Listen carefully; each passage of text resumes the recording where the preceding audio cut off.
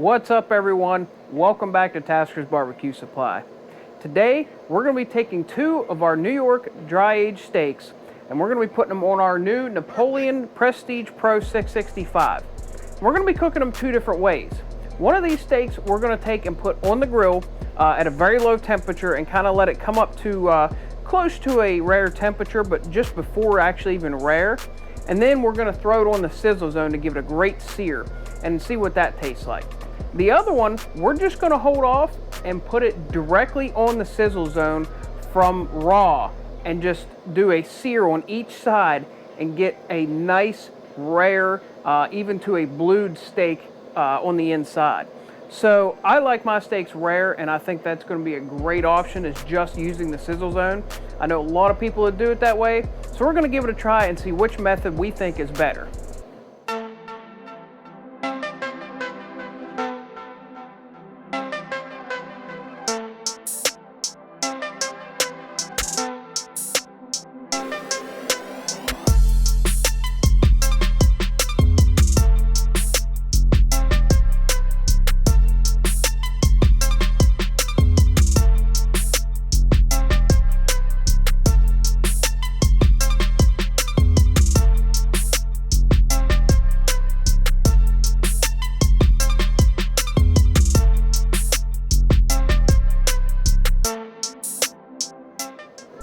So what we're going to do now is we're going to go ahead and fire this grill up and get it hot. That way it's ready for the steaks. So the first thing I'm going to do is I'm going to ignite my first burner here. And the nice thing about these Napoleons and the new jet fire ignition system is you simply push in, turn it over, and my burner's lit.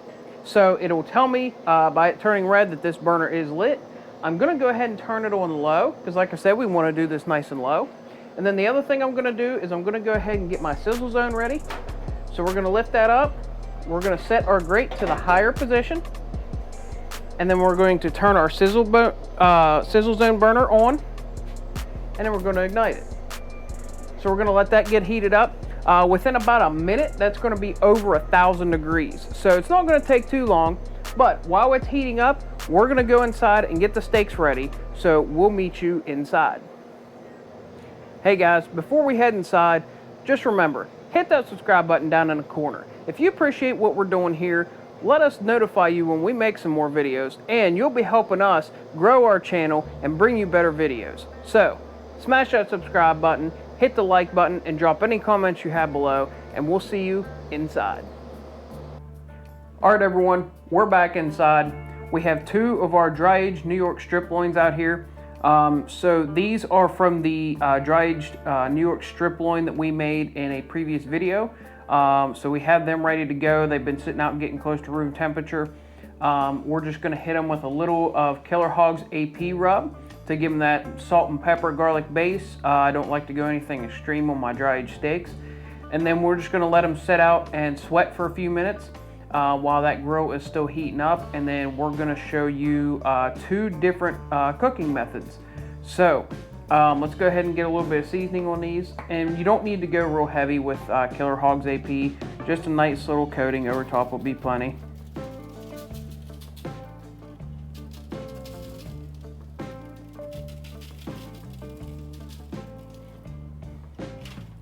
Flip them over.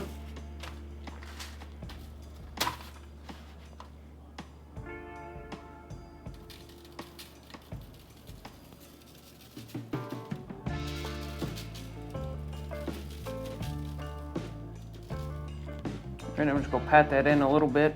Now, since these are a couple of the thicker steaks that we did cut, I'm going to go ahead and season the edges so that we get full benefit of the seasoning on these. Fat cap's not horribly important if you don't want to season the fat cap side, but I do anyway, just so it's fully coated. As you can see, these are some nice thick cut steaks.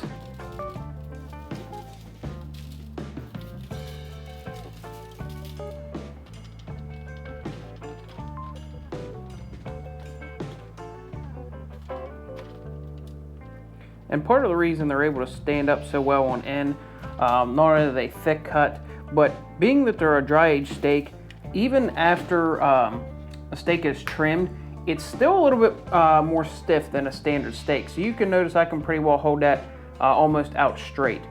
That's pretty normal with a dry aged steak because it kind of changes the composition of that steak a little bit. It's super tender and it's got a nice feel to it, but the fat gets a lot stiffer, and then the meat just does hold together a little bit differently, so it's not as almost mushy as like a plain steak when you get it fresh. You know how you can basically push on it and it just kind of feels watery. So all the water's out of this and all you're left with is just the muscle fiber in the, that just creates a more flavorful and more tender steak. And it's odd to a lot of people that it's so stiff of a steak before you cook it, but it's so buttery smooth after it cooks. But that is perfectly normal. If you've never had a dried steak before and you're wondering why your steak is so stiff, that's perfectly normal. So let's just go ahead and let these sweat for a little bit here, and we'll be back here in just a few to throw them on the grill. All right guys, we're back out at our Napoleon 665. We went ahead and threw some potatoes and a foil wrap on the grill as well. That way we have to go with our steaks. And we're gonna go ahead and throw the first steak on the grill that's gonna be setting in the grill and getting a little bit of temp change there first. So our grill's warmed up now, so let's go ahead and throw our first steak on.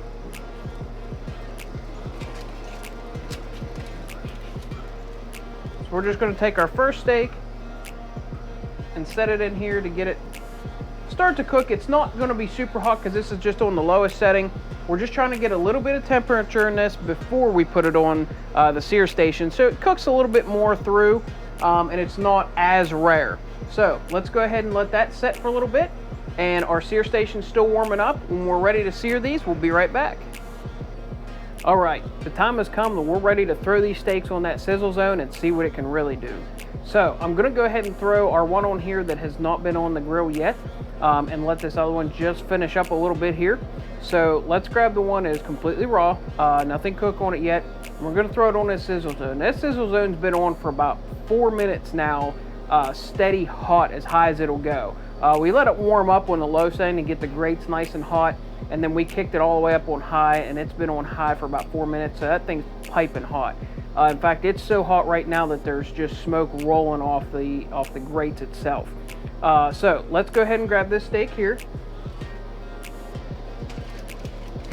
And what I've got is I've got my steaks on some aluminum foil here, so that way I can just peel this aluminum foil off and my pan underneath is nice and clean. That makes it super easy so you're not dirtying up multiple pans. So, as you can see, I've got my nice dry aged New York, and we're gonna throw it on a sizzle zone here. And I don't know if you can hear that or not, but it's searing awesomely right now. So let me go ahead and pull my foil off here, set that off to the side. So what we're gonna do is we're just gonna let this steak go for about a minute or so on either side. And you can see that now my sizzle zone's working perfect. We get that nice little flare up on there, get us a really nice sear.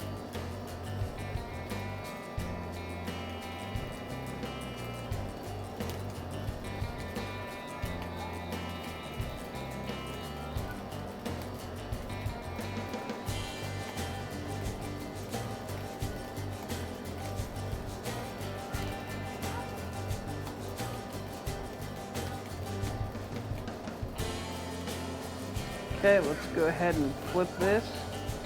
Oh yeah, that looks beautiful. You can see how nice and bubbling hot that is. Let's flip it over to our other side here.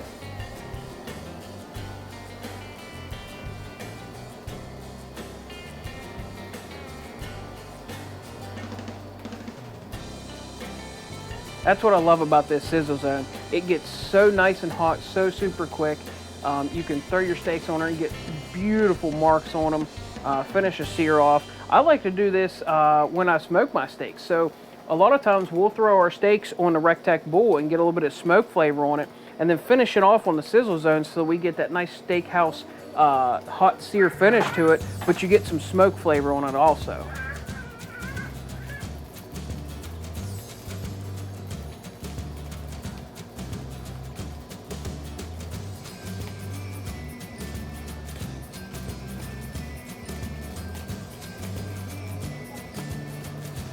All right, and that looks absolutely beautiful. I'm just gonna throw it on real quick on either side just to get some crosshatch marks, just because I love to see crosshatch marks. So it's not gonna be on there, but maybe a couple seconds on either side.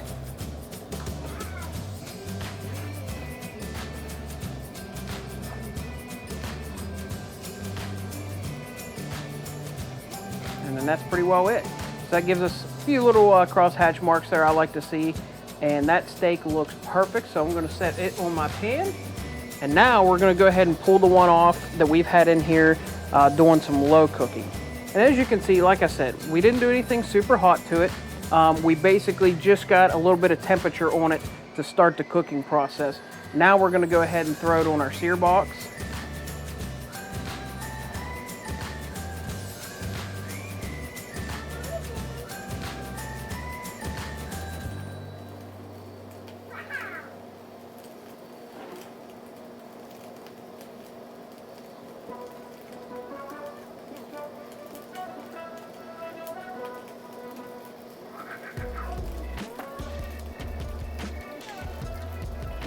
And this Sizzle Zone works well for multiple things. Obviously, steaks are its #1 pick for searing your steak up real nice and quick. But you know, you can also put some nice grill marks on some pork chops. You know, we can do lamb steaks on here. Multiple different things. Obviously, chicken, it's kind of one of those deals where you can do it, but it's not really necessary. The other things you can do on this, you can actually set this a pan on this and turn it on low and use it as a side burner.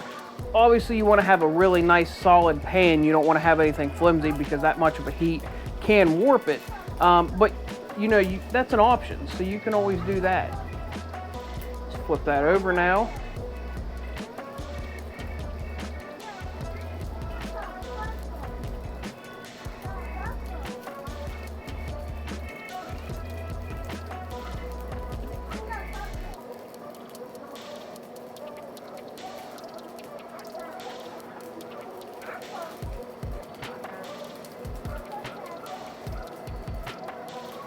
You can see how well this Sizzle Zone works.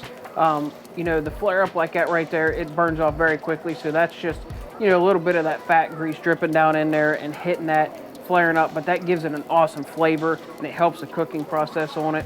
But then you can see we have a beautiful turnout on that. It's just bubbling hot, nice grill marks on it, perfectly cooked. And you can see my flare up is gone almost instantly. And I like to leave the Sizzle Zone cook for just a second or two, and then I'll go ahead and turn it off. Just that way it cooks off any of the grease that's on the actual burner itself. One thing I will tell you is this burner does take, the burner itself doesn't take real long to cool down, but the grates take a really long time because there's an intense amount of heat on this. You can barely hold your hand at hood level over top of that. It's just super hot. So we're gonna go ahead and shut that down now. All of our grease has burnt off of the burner itself. And make sure that if you're gonna clean this, be careful with what you clean it with, because anything like just the Brillo pad type cleaners or any cleaner that's adhered with some type of plastic, if you try to clean that right now, it's gonna melt it. It's too hot. So you actually have to let this cool down for a little bit before you clean it, but that's not a huge deal. So we're gonna go ahead and take our steaks inside and let them start their rest period. I like to let them rest for a few minutes. We'll let our potatoes we have on here finish up. They should be finishing up here very soon. And then we'll be ready to eat. So we'll meet you guys back inside. All right, everyone. We let our steaks rest for about 10 minutes inside, and now it is time to cut them open. They look absolutely stunning. There's nice grill marks on them. They have a beautiful feel to them, so that I can tell. Obviously, I know that this one right here is the one that we just put on the sear station, and that's it. This one right here is the one that was put on the grill for a little bit first and then seared. But you can definitely tell a difference in the temperature, internal temperature of them just by feel. They both look very, very juicy, and they smell absolutely delicious. So let's go ahead and get them cut up and take a taste test. All right, so first I'm gonna go ahead and try this steak here that was put on the grill first. So let's go ahead and slice it open here. Beautiful slice to it. And it is a perfect medium, just a very, very little bit of pink on the inside, but not red at all, and that was exactly what we were going for. It looks like our temperature was right on the money. So let's cut a little slice of this here. Let's go ahead and give it a try.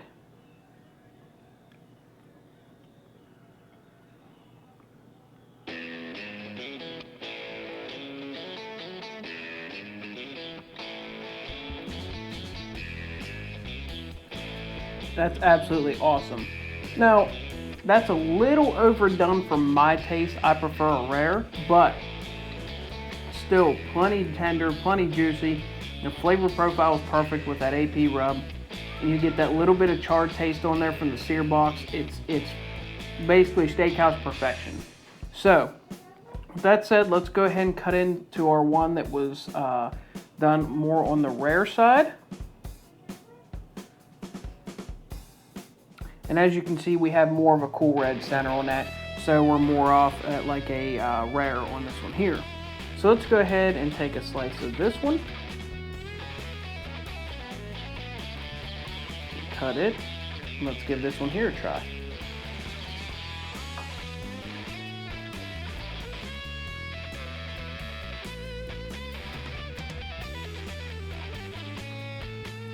That's what I love.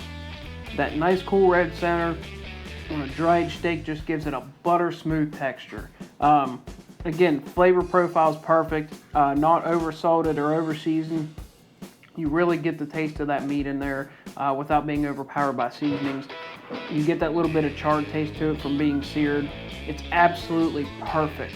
And like I've said before, I don't like to go overboard on my seasonings, especially on a dried steak, because you get such more of a rich flavor out of a dried steak. And you know, it took us a long time and a lot of money to make these steaks. Why waste it by overpowering the flavor you just took all the time to make with a seasoning?